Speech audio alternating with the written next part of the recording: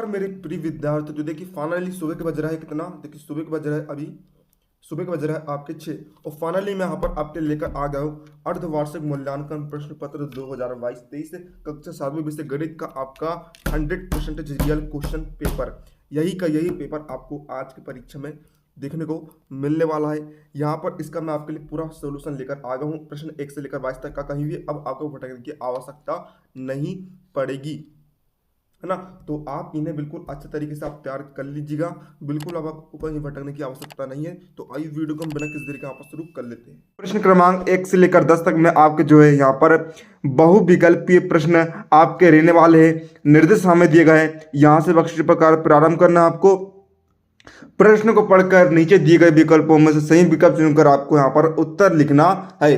प्रश्न 1 हम देखते हैं, यहाँ पर हमें प्रश्न क्रमांक 1 क्या दिए गए हैं।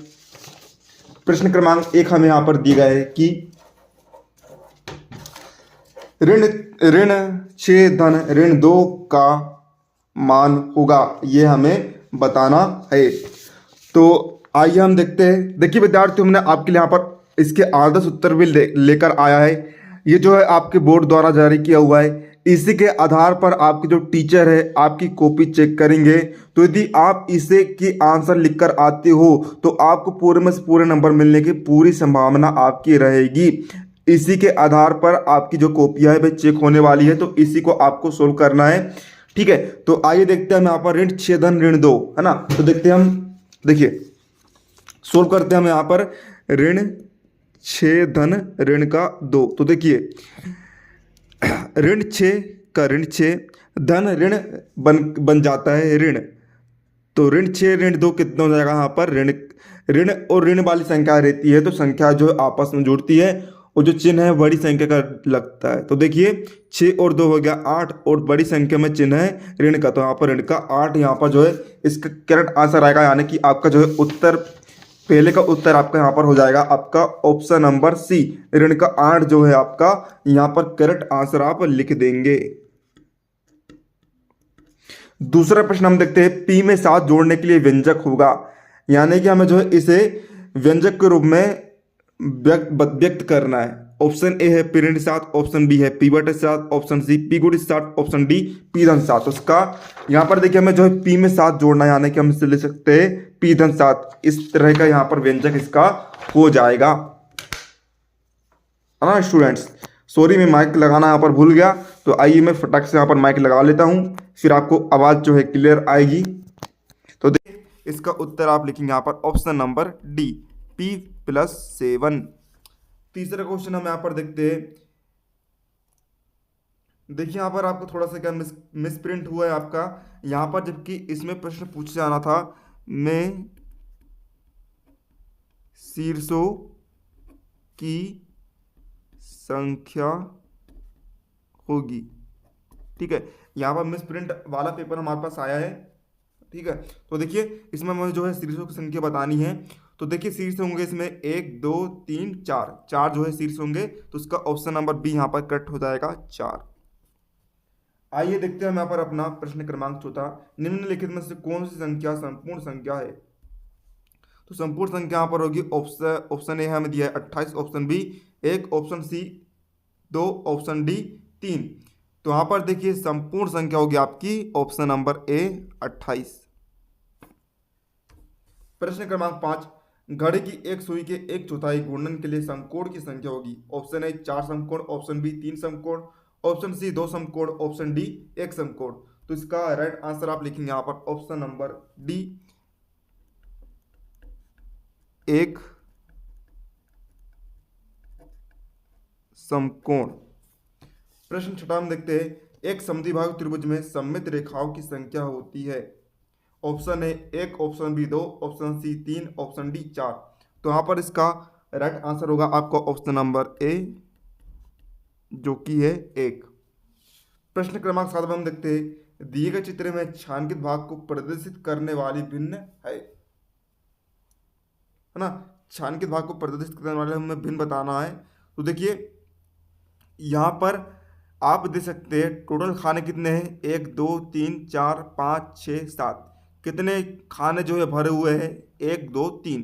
तो हम इसे ले सकते हैं 3/7, है ना। टोटल 7 खाने में से इसका 3 खाने भरे हैं। ऑप्शन ए है 4/7, ऑप्शन बी है 7/3, ऑप्शन सी है 3/7, ऑप्शन डी है 7/4। तो इसका राइट आंसर हो जाएगा आपका यहाँ पर ऑप्शन नंबर सी 3/7।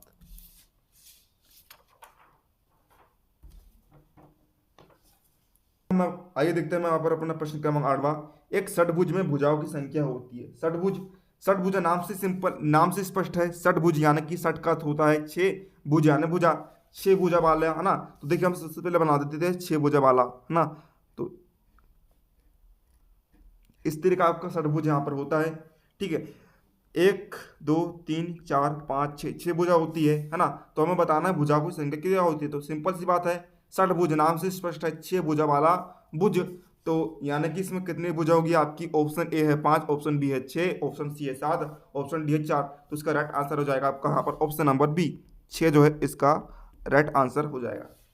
प्रश्न 9वां में दिया है, दिए गए त्रिभुज का नाम है। यहाँ पर आपको त्रिभुज दिया गया, इसका नाम हमें बताना है। ऑप्शन ए है समबाहु त्रिभुज, ऑप्शन बी है समद्विबाहु त्रिभुज, ऑप्शन सी है समद्विबाहु समकोण त्रिभुज, ऑप्शन डी है समकोण त्रिभुज। यहाँ पर देखिए इस तरीके के यहाँ पर डैश लगे हैं। डैश लगने का अर्थ क्या है, ये जो दोनों भुजाएं क्या है, बराबर है। तो जब दो भुजाएं बराबर वाले त्रिभुज को हम कहते हैं समद्विबाहु त्रिभुज, है ना। जैसे त्रिभुज में 2 भुजाएं बराबर हो उसे हम कहते हैं समद्विबाहु त्रिभुज। समद्विबाहु मतलब सम यानी कि समान, सम का अर्थ होता है यहाँ पर समान, द्वि का अर्थ होता है 2, बाहु यानी कि भुजा। जिस त्रिभुज में 2 भुजाएं समान होती है उसे हम समद्विबाहु त्रिभुज कहते हैं। तो उसका राइट आंसर आप लिखेंगे यहाँ पर ऑप्शन नंबर बी समद्विबाहु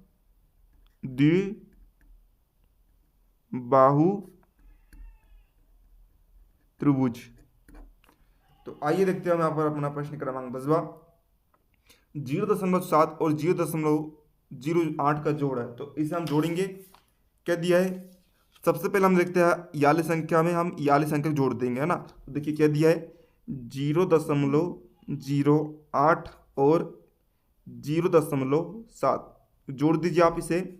8 का 8, 7 का 7, दशमलव का दशमलव, 0 का 0। तो उससे कौन सी संख्या बन जाएगी आपकी, 0.78। तो ऑप्शन नंबर डी आपका यहाँ पर करेक्ट हो जाएगा 0.78। अब आइए देखते हैं हम यहाँ पर प्रश्न क्रमांक 11 से लेकर 20 तक में आपको जो है लघुत्तरीय प्रश्न आपको दिए गए। प्रश्न क्रमांक 11 है, एक पेटी में 325 पुस्तकें आती है, तो ऐसी 52 पेटियों में कुल कितनी पुस्तकें आएगी, है ना। एक पेटी में कितनी पुस्तकें आ रही है, 325। तो 52 पेटियों में कुल कितनी पुस्तकें आएगी। तो हम यहाँ पर 52 पेटी में 325 पुस्तकों को गुणा कर देंगे। तो आइए इसका हम मॉडल आंसर में हल देख लेते हैं। तो देखिए चूंकि यहाँ पर जो है आपकी एक पेटी में कितनी पुस्तकें आती है, 325। तो 52 पेटी में पुस्तकें आने के लिए, निकालने के लिए हम करेंगे क्या, 325 में हम 52 का यहाँ पर गुणा कर देंगे। तो आपका यहाँ पर राइट आंसर हो जाएगा 16,900 पुस्तकें आपका। तो आइए इसके बाद हम देखते हैं अपना प्रश्न क्रमांक 12वां। अभाज्य गुणनखंड द्वारा 12 और 18 का लघुत्तम समअपवर्तक ज्ञात कीजिए। तो इसका उत्तर हम यहाँ पर देखते हैं मॉडल आंसर में। तो देखिए इस तरह आप ज्ञात करेंगे 12 और 18 का लघुत्तम समअपवर्तक। तो सबसे पहले आप करेंगे क्या, 12 18 आपने लिखा, अब 200 भाग लगाएंगे आप। 12 का भाग 2 में गए 6 बार, यहाँ पर 9 बार, फिर 2 का भाग लगाएंगे 3 बार, 9 में 2 का भाग नहीं जाएगा इसलिए हम 9 को 9 ही लिख देंगे। फिर 3 का भाग लगाएंगे 1 बार 3 बार, फिर 3 का भाग लगाएंगे 1 बार 1 बार, यानी कि आपका आया 2 गुणित 2 गुणित 3 गुणित 3, यानी कि 36 जो है इसका अभाज्य गुणनखंड आपका निकलेगा, नहीं एलसीएम आपका निकल जाएगा, है ना। अब देखते हैं हम यहाँ पर अपना प्रश्न क्रमांक आपका 13वां हम यहाँ पर देख लेते हैं, इसे हम सोल्व करेंगे। 13वां क्वेश्चन हमें दिया है, एक वृत्त खींचिए और निम्नलिखित भागों को अंकित कीजिए। पहला वृत्त का केंद्र, दूसरा वृत्त की एक त्रिज्या, तीसरा वृत्त के अभ्यंतर में एक बिंदु, है ना। तो देखिए वृत्त खींचना है, तो देखिए वृत्त हम किस तरह खींच सकते हैं। यहाँ पर इसका आपका मॉडल आंसर में चित्र नहीं बना है, सिर्फ आपका यहाँ पर नाम दिया गया। तो देखिए वृत्त में भी मैं आपको खींच बता देता हूँ। देखिए आपको वृत्त खींचना है कुछ इस तरह, है ना। इस तरह आपने वृत्त खींचेंगे, प्रकार से खींच सकते हैं आप। पहले क्या बोल रहा है, वृत्त का केंद्र। तो देखिए वृत्त का केंद्र आप यहाँ पर दे देंगे, इसे हम दे देते हैं यहाँ पर ए नाम। फिर दूसरा कह रहा है वृत्त की एक त्रिज्या, तो हम यहाँ पर त्रिज्या खींच देते हैं यहाँ पर बी। तो आपकी ए भी त्रिज्या हो गई। फिर तीसरा कह रहा है वृत्त के अभ्यंतर में एक बिंदु, तो यहाँ पर हम वृत्त का अभ्यंतर में एक बिंदु खींच देते हैं सी। इस तरह आपको यहाँ पर इसका सोल्व कर देना है। आइए देखते हैं हम वहाँ पर अपना प्रश्न क्रमांक 14 क्या कह रहा है। संख्या रेखा का प्रयोग करते हुए 5 और ऋण 3 का योग ज्ञात कीजिए। तो देखिए संख्या रेखा किस तरह की होती है, देखिए संख्या रेखा इस तरह की होती है, बीच में शून्य होता है, इधर धनात्मक संख्या होती है, इधर आपकी ऋणात्मक संख्या होती है ना। इधर 1 2 3 4 होती है, इधर ऋण 1 ऋण 2 ऋण 3 4 ऋण 4 इस तरह की संख्या होती है। तो हमें इसका प्रयोग करके हमें जो है 5 धन ऋण 3 का मान ज्ञात करना। तो देखिए सिंपल सा है, 5 धन ऋण ऋण होता है ऋण 3, 5 में से 3 का घटाया यहाँ पर आगे 2, और इसे हम जो है यहाँ पर अंकित भी कर सकते हैं।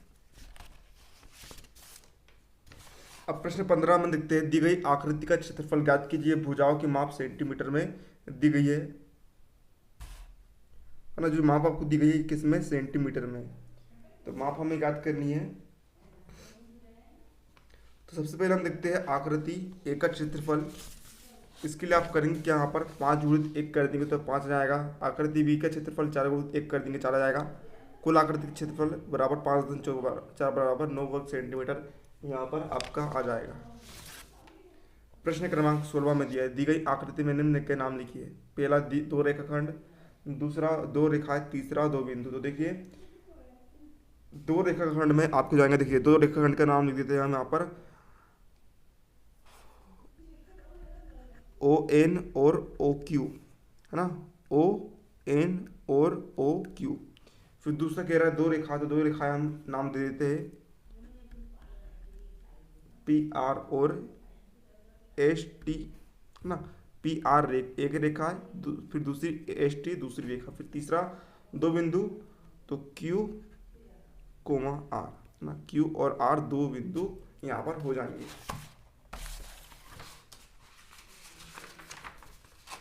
अब देखते हैं वहां पर अपना प्रश्न क्रमांक 17। प्रश्न क्रमांक 17 हमें क्या कह रहा है, 6 सेंटीमीटर लंबा एक रेखाखंड खींचकर उसका लंब समद्विभाजक ज्ञात कीजिए, है ना।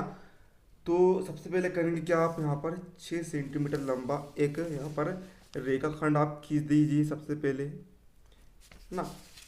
फिर हम जो है उसका इस तरह आपको यहाँ पर चित्र आपको क्रिएट कर लेना है।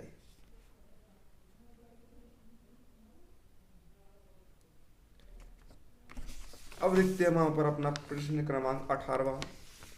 30 विद्यार्थियों की कक्षा में 6 फुटबॉल, क्रिकेट और शेष सभी टेनिस पसंद करते, तो फुटबॉल पसंद करने वालों की संख्या का टेनिस पसंद करने वालों की संख्या से अनुपात ज्ञात कीजिए।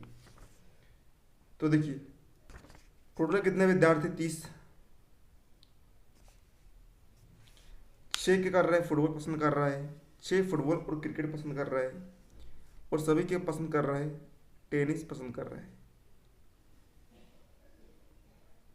इसको हल आप यहाँ पर स्क्रीन पर देख सकते हैं मोबाइल फोन के अपने।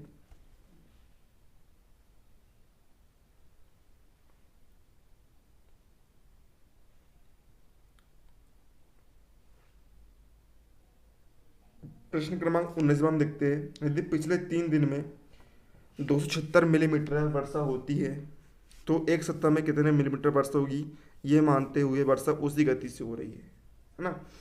तो क्या कह रहा है, देखिए सिंपल सा सवाल है आपका। देखिए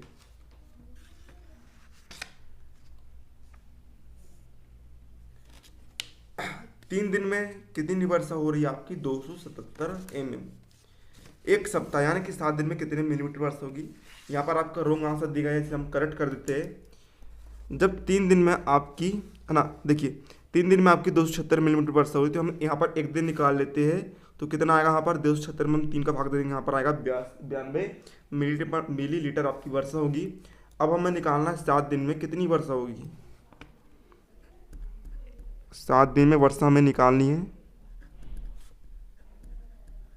तो क्या करेंगे हम यहाँ पर जो आपका 92 मिलीलीटर है उसका हम 7 में गुणा कर देंगे, तो यहाँ पर 7 दूनी 14 का 4 हासिल का 1, 9 7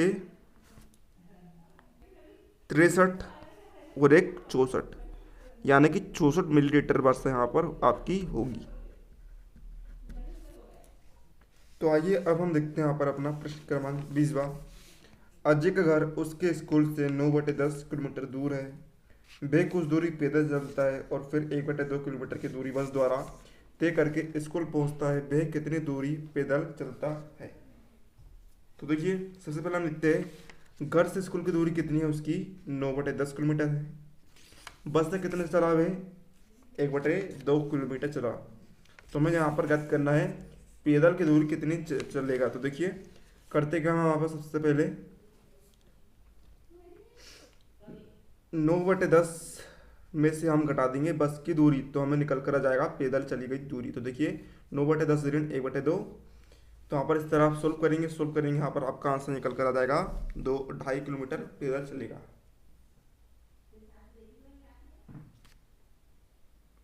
अब देखते हैं वहाँ पर प्रश्न क्रमांक 21 आपके लघु उत्तरीय प्रश्न है, सॉरी दीर्घ उत्तरीय प्रश्न है, जो कि आपके प्रत्येक प्रश्न आपका 5 अंक का रहने वाला है। निर्देश से नीचे दिए गए प्रश्न को हल आपको करना है। प्रश्न 21 हम देखते हैं, 50 मीटर लंबाई और 175 मीटर चौड़ाई वाले आयताकार बगीचे के चारों ओर बाड़ लगाने का व्यय 12 रुपये प्रति मीटर की दर से ज्ञात कीजिए।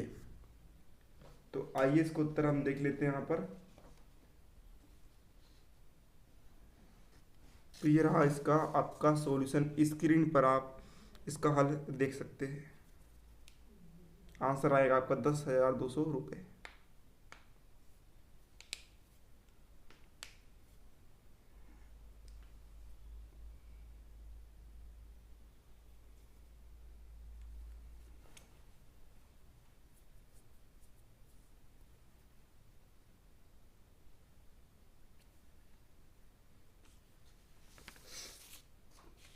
आइए देखते हैं प्रश्न क्रमांक 22वां।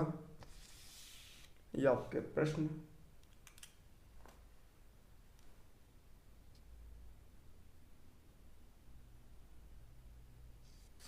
और ये आप इनका हल यहाँ पर देख सकते हैं।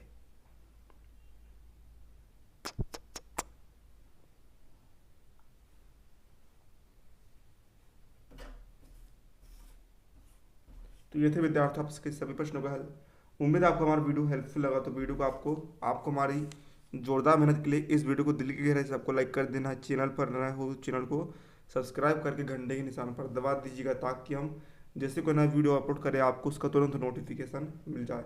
चलिए मिलते हैं हम आपको बोले किसी नए शानदार वीडियो, तो तब तक के लिए जय हिंद जय भारत।